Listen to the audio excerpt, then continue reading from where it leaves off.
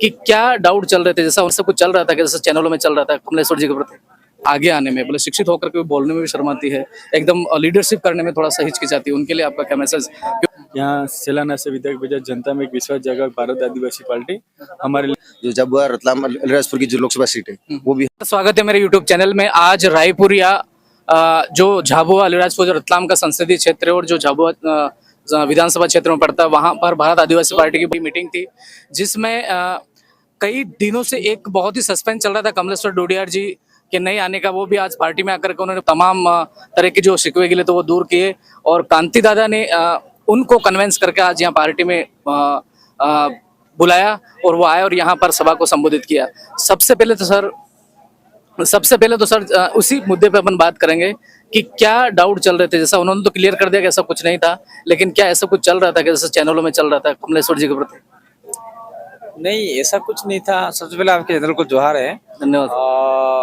कमलेश्वर डोडियार जो सैलाना विधायक हैं, उनके लिए जो चैनलों पे और सोशल मीडिया पे जिस प्रकार की अफवाहें चल रही थी, वो अफवाहें न तो मैंने सुनी, ना पढ़ी, ना देखी। क्योंकि कमलेश्वर को जिताने से लेके सैलाना तक का जो जनजागरण का अभियान था, उस अभियान में हमने बहुत तगड़ तरीके से काम किया है और कमलेश्वर अपने विचारधारा से आउट कभी नहीं जाएंगे। तो जिस प्रकार से अफवाह थी उसका हम लोग खंडन करते हैं। और जैसे ही मैंने एक मीडिया पे वीडियो डाला था कि मैं यहाँ पहुंच रहा हूँ, तो वो उन्होंने तत्काल फोन कर दिया, आप आ रहे हैं? मैंने कहा यस मैं आ रहा हूँ। तो मैंने कहा मैं भी पधार रहा हूँ। तो वो मेरे से पहले यहाँ सभा में उपस्थित थे। क्योंकि आप पार्टी के फाउंडर मेंबर हैं और आपसे कोई बात छुपी नहीं रहती है। ऐसा बताया, वो जो लेटर जारी हुआ उसमें क्या सच्चाई? वो कमलेश्वर जी से हमने बात करी, वो बता रहे थे कहीं न कहीं से किसी को मिसगाइड करा गया शीर्ष नेतृत्व को, तो उसमें क्या सच्चाई? देखिए, शीर्ष नेतृत्व को मिसगाइड किया गया, कमलेश्वर जी का कहना है। हो सकता है कि मध्य प्रदेश के किसी साथी ने हमारे राष्ट्रीय अध्यक्ष को या हमारी जो एकीकरण समिति है उसको मिसगाइड किया हो। लेकिन जहां तक सवाल है, हम फाउंडर सदस्य हैं, पार्टी बनाने के लिए हमने शरीर तोड़ा है, तो हमें तो इस प्रकार की कोई जानकारी नहीं। राजस्थान में जैसा हम यहाँ पर आप आए हैं, 2-3 सभाएं पहले भी बड़ी हो गई और आज कमलेश्वर जी की भी यहाँ सभा हुई, तो आज के इस माहौल को देखकर और युवाओं ने पूरी तरह से समर्थन दिया, तो क्या लगता है क्या माहौल होने वाला है? देखिए, कमलेश्वर भाई उनके निजी कामों में थोड़े त्रस्त थे। उनका मुकदमे भी चल रहे हैं, उनको शिफ्ट कराया दिल्ली में, उनका एग्जाम चल रहा है और जिसकी वजह से एलएलएम का, तो वो नहीं आ पाए। वो उनका निजी मामला था। लेकिन आज का जो सभा हुआ, उस सभा में कमलेश्वर आके जिस प्रकार से उन्होंने विधायकी का दमखम जो विधानसभा में रखा और आने वाले समय में जो आपका सांसद है वो दिल्ली में किस प्रकार की बात रखेगा, वो सारी बातें जनता के सामने रखी है। और हम लोगों ने भी आदिवासी के अधिकार, जल जंगल जमीन के अधिकार, पैसा एक्ट जो 5वीं अनुसूची की सारी बातें हमने रखी है। तो उससे युवाओं में बहुत बड़ा जोश है, जुनून है। और निश्चित रूप से हमारी बातों को सुनकर और इस सभा के बाद में जो लोग आए थे, वो लगभग एक प्रकार के कार्यकर्ता सम्मेलन ही था, ये सभा नहीं थी। तो ये कार्यकर्ता सम्मेलन थे, उसमें सभी ने प्रण लिया है कि आने वाले समय में हम लोग 500 लोगों को फोन करेंगे और उनको मोटिवेशन करके भारत आदिवासी पार्टी के पक्ष में वोट कराएंगे। वो जो लेटर था उन्होंने भी डाला, तो उनका कहना कि ये पॉलिटिकल स्टंट था और वो जाहिर सी बात वो क्लियर भी हो गया। लेकिन एक सवाल ऐसा कि अगर कोई पार्टी में रह करके इस तरह से कोई करता हुआ पाया जाता तो क्या उसके खिलाफ इस तरह का एक्शन लेना स्वाभाविक है? देखिए, पॉलिटिकल स्टैंड अच्छी बड़ी पार्टियों में होते हैं और उस पॉलिटिकल स्टैंड से ये होता है कि भाई एकदम अचानक से पार्टी की और ध्यान आकर्षित जनता का करना होता है, वोटरों का करना होता है, अन्य पार्टियों का करना होता है। तो ठीक उसी प्रकार से कमलेश्वर ने किया होगा। और अगर मान लीजिए खुदा न खास्ता अगर इसमें थोड़ी सी भी चूक हुई है कहीं से, तो हम लोग इनकी जांच करेंगे और अगर कहीं थोड़ी बहुत कमी पेशी है तो उनको दुरुस्त करने का प्रयास करेंगे। अगर ऐसा कमलेश्वर भाई के अंदर नाराजगी भी हुई है किसी सदस्य को लेके या एमपी के सदस्य को लेके, मध्य प्रदेश के यूनिट से लेके, तो क्यों हुई है तो उसके हम तह तक जाएंगे और तह तक जाकर उसका निपटारा हम लोग करेंगे। और हमारे भाइयों को हमने जोड़ा है, उसको हम लोग तोड़ने देंगे। हमारी विचारधारा जोड़ने वाली है, तोड़ने वाली नहीं। एक सवाल ये यहाँ पर जैसे मैं भी घूम रहा हूँ धरातल पे मुख्य समस्या एक तो बेरोजगारी की और पलायन सबसे बड़ा काम। हम जहाँ पे भी जाते हैं मतलब 50 घरों में से 30 घरों पर कहीं ना कहीं ऐसा लगता है सब लोग मजदूरी पे गए हैं। तो भारत आदिवासी पार्टी अगर यहाँ से जीतती है तो उसके लिए इस ये जो बुनियादी समस्या इस पे क्या पहले फोकस करने वाली? देखिए भैया, ये तो ऐसा है कि पलायन की समस्या यहाँ राजस्थान, मध्य प्रदेश, गुजरात, महाराष्ट्र की नहीं है। ये पलायन की समस्या पूरे देश की समस्या है। जहाँ जहाँ पर आदिवासी इलाका है और जहाँ जहाँ पर जो शोषित वंचित पीड़ित इलाका है, वहाँ पर पलायन की समस्या बहुत खतरनाक तरीके से है। तो ये जो यहाँ पे रोजगार के बहुत बड़े अवसर उत्पन्न हो सकते हैं, लेकिन सरकार ने, कांग्रेस ने इतने साल तक राज किया केंद्र और तो कोई काम नहीं किया। बीजेपी ने अभी विगत 10 साल से परमानेंट राज कर रही है, वो आदिवासियों का विनाश करने पर तुली हुई है, कुछ काम नहीं कर रही है। और नोटबंदी किया, फिर आपका कोरोना में गलत वैक्सीन लगा लिए लोगों को। अब कल के अखबार में न्यूज में था 1 करोड़ लोग मारे जाएंगे वगैरह वगैरह। तो उससे बेनिफिट ये है कि ऐसे ऐसे स्थानों पे ऐसे छोटे मोटे उद्योग धंधे लगाने चाहिए थे जिससे लोग पलायन नहीं करें और अपने घरों में रोजी रोटी कमा सके। लेकिन ये जो आदिवासी इलाका है वहाँ पर एक भी काम ऐसा नहीं किया और यहाँ की जमीन बर्बाद करने का काम किया। पूंजीपतियों को जमीन दे दी, दिवालिया निकल गया, पूंजीपति लोग जमीन छोड़ के भाग गए और यहाँ की फैक्ट्रियां बंद हो गई। अ, इस हमारे चैनल के माध्यम से इस क्षेत्र के युवाओं को मैसेज हम आपके चैनल के मार्फत से यहाँ क्षेत्र के युवाओं को संदेश ये देना चाहते हैं कि हम लोग अभी हाल फिलहाल में चुनाव की कैंपेनिंग के लिए आए हैं। तो सबसे पहले तो आप लोग भारत आदिवासी पार्टी जो एक विचारधारा युक्त पार्टी बनाई है उसको वोट करें और करवाएं। और उसके बाद में हम लोग ये चाहते हैं कि यहाँ थोड़ा सा, मैं कहना नहीं चाहता हूँ लोग किसी स्टेट का, लेकिन एजुकेशन की थोड़ी कमी नजर आ रही है। तो एजुकेशन में अधिकतम लोग जाएं, बच्चों को पढ़ाएं, बच्चों को पढ़ाएं और यहाँ के जो उच्च पद हैं उस पद पे जाकर अपने संवैधानिक अधिकारों को और जानकारियों को जनता तक पहुंचाएं, आम पब्लिक तक पहुंचाएं और उससे सारे अधिकार लग जान जाएंगे तो निश्चित रूप से एक बदलाव आएगा, परिवर्तन आएगा। उससे हमारे परिवार का, हमारे समाज का, हमारे क्षेत्र का, हमारे स्टेट का और भारत देश का नाम रोशन होगा।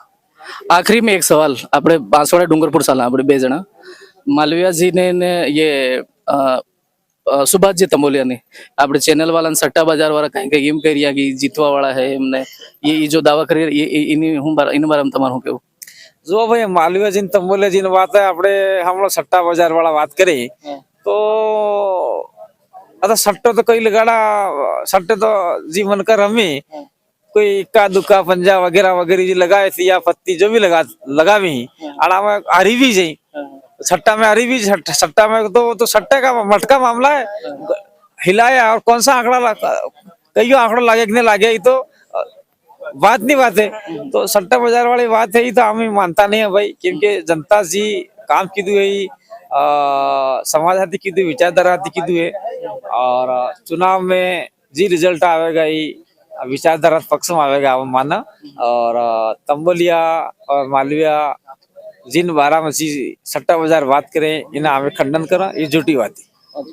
बहुत बहुत धन्यवाद दर्शकों। तो ये थे हमारे साथ में पार्टी के राष्ट्रीय संस्थापक और जिंदगी और मौत के बीच में संघर्ष करके आपने इस पिलर को खड़ा किया है कांति दादा। हमारे बीच में डूंगरपुर से कम 3-4 दिन से क्या कह सकते हैं जब से ये मुहिम स्टार्ट हुई है, पूर्व भील प्रदेश विद्यार्थी मोर्चा के प्रदेश संघ और झोत्री प्रधान प्रतिनिधि और यहाँ के डूंगरपुर में कम से कम 30-40 जनों की टीम, मंडला में भी आप गए, राजस्थान से मध्य प्रदेश में आकर के लोगों को कन्विंस करना कैसा लगता है? बहुत बढ़िया पॉजिटिव रिजल्ट मिल रहा है। जनता जो 77 साल से बीजेपी कांग्रेस को वोट बारी बारी से देती आ रही थी, अब जनता चाह रही है कि बदलाव हो। जैसे राजस्थान में 3 विधायक भेजा है जयपुर, इससे पहले 2018 में 2 विधायक भेजे, यहाँ सेलाना से विधायक भेजा। जनता में एक विश्वास जगा भारत आदिवासी पार्टी हमारे लिए आने वाली पीढ़ी के लिए कुछ करेगी, इसलिए लोगों का सब जगह पे पॉजिटिव रिजल्ट मिल रहा है और लोग भी इस बार मतदान करना चाह रहे हैं बालू भाई कामड़ को और यहाँ लगभग सीट भी निकल रही है। आप किस तरह के कन्विंस करते लोगों के? वो लोग ये नहीं कहते कि राजस्थान की पार्टी है और यहाँ जैसे जेएस एक सामाजिक संगठन भी है, तो क्या ऐसी कुछ परेशानियां होती सामने उस कोई तरफ? परेशानी नहीं होती, लोग समझदार है सब। हम हमारी जो भाषा है, हमारे अधिकार हैं, जो आज तक लोगों को सुविधा नहीं मिली, भौतिक सुविधाएं नहीं मिली, उनके बारे में समझाते लोग अच्छा अच्छी तरह से समझ भी जाते हैं कि नहीं हकीकत सही बात है और हम आपके साथ हैं। एक सवाल जो बीजेपी का एक तरह से बहुत ही वायरल भी हो रहा है और सब लोग करेंगे अब की बार 400 पार, उस पर आपका क्या कहना? कोई 400 पार नहीं होगा इस बार, और पूरे देश में हाहाकार है। बीजेपी का पूरे देश में विरोध हो रहा है, और पूरे देश में विरोध हो रहा है कि इस बार गठबंधन की देश में सरकार बने। हम भी सभी युवा यही चाहते हैं पूरे देश में बदलाव हो, क्योंकि इन्होंने 400 पार पार के पूरे देश में ईडी के नाम से मैसेज गलत जा रहा है पूरे भारत में। एक बात यह है कि जैसे अभी कांति भाई भी कह रहे थे ने एक जो चैनल वाला सवाल कर दिया था कि वहाँ कांग्रेस ने गठबंधन आलियो इना थे कि जीतवान चांसेस है, इन बार हम तमाम हो गए ये बार हम कहना चाहूँ, जैसे देखो वहाँ आप खुद वहाँ के बांसवाड़ा के हो, माहौल कैसा है वहाँ। डूंगरपुर की 3 विधानसभा, बांसवाड़ा की 5 विधानसभा में एक तरफा माहौल है, और पहले से लोगों ने मन बना लिया था कि इस बार हर हाल में डूंगरपुर बांसवाड़ा से राजकुमार जी को भारी मतों से दिल्ली भेजेंगे। और वहाँ देखा है एक तरफा वोटिंग हुए, लोगों ने एक तरफा मतदान किया है डूंगरपुर बांसवाड़ा में, और इस बार डूंगरपुर बांसवाड़ा से भारी मतों से 4 तारीख को रिजल्ट आएगा और जीतेंगे।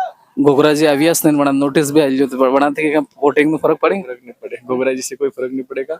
वहाँ की जनता वोट करना चाह रही है। कांति भाई को हमारे वोट मिले थे, अभी और अच्छे वोटिंग मिलेंगे डूंगरपुर विधानसभा से। चलो बहुत बहुत धन्यवाद sir, thank you so much, आपसे बात करके अच्छा लगा।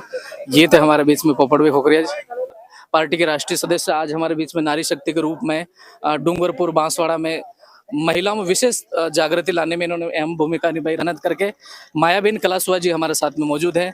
आप वहाँ पर पहले डूंगरपुर से अपन शुरू करते हैं।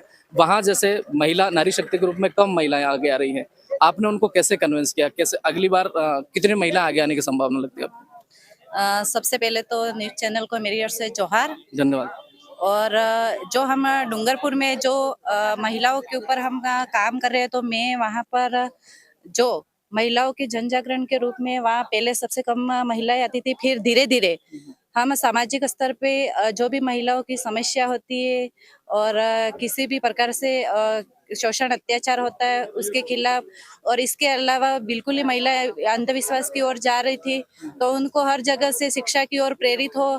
हमारी बेटी अगर पढ़ेगी तो वो आगे बढ़ेगी, संविधान की जानकारी प्राप्त करेगी। ऐसे ऐसे करके हमारा समाज जो आज बिल्कुल ही अंधकार की ओर जा रहा है, तो कैसे भी करके हमारा समाज है वो आगे की ओर आए, यूँ करके हम महिलाओं को विशेष रूप से जन जागृति पैदा की। और विशेष रूप से अभी आपको मैं कहना चाहूंगी कि हमारी अभी डूंगरपुर बांसवाड़ा की जो लोकसभा की सीट थी, उसमें हमने ये तय किया था कि मैंने बोला था उनको कि मेरी सागवाड़ा विधानसभा क्षेत्र जो पड़ता है, वहां से मैंने हमारे जो सांसद के प्रत्याशी हमारे राजकुमार जी, तो उनको मैंने बोला था और चेतावनी दी थी कि अब की बार मैं हमारी विधानसभा से जो भी महिलाएं हैं उनका मैं पुरुषों की अपेक्षा ज्यादा परसेंटेज में वोटिंग कराऊंगी। तो हमारे वहाँ पे अभी प्रदेश में 2nd पोजीशन पे हमारी महिलाएं रही है। पुरुषों की 63% वोटिंग हुई, जबकि महिलाएं हमारे 71% से ऊपर, तो प्रदेश में 2nd पोजीशन पे रही है। तो वैसे ही मैं यहाँ पर आज आई हूँ लोकसभा क्षेत्र झाबुआ में, तो मैं इस न्यूज चैनल से यहाँ की जो तमाम मेरी बहनें हैं उनसे मैं आह्वान करना चाहूंगी और कहना चाहूंगी कि आज हमारी जो बहन बेटियां है वो बिल्कुल ही सुरक्षित नहीं है। हमारी माँ बहनों के साथ इतना शोषण एवं अत्याचार होता है, कोई भी आवाज उठाने के लिए तैयार नहीं है। इसलिए मैं उनको कहना चाहूंगी कि आपको भी आगे आना होगा और आगे आके अपनी जो भी समस्या है उसका सुलझारा करना होगा, और अपन को जो भी अपनी समस्या शोषण अत्याचार जो भी विरोधी है उसके साथ में आके उसका विरोध जताना जरूर है। और कंधे से कंधा मिला के एकजुट होकर हम नारी शक्ति अगर आगे रहेंगे तो जरूर हमारी जो प्रगति है वो आगे की ओर ले जाएंगे। और भिल प्रदेश में हम कंधे से कंधा मिला के हमारी नारी शक्ति है वह आगे की ओर विशेष रूप से हम ज्यादा योगदान नारी शक्तियां देगी उसमें।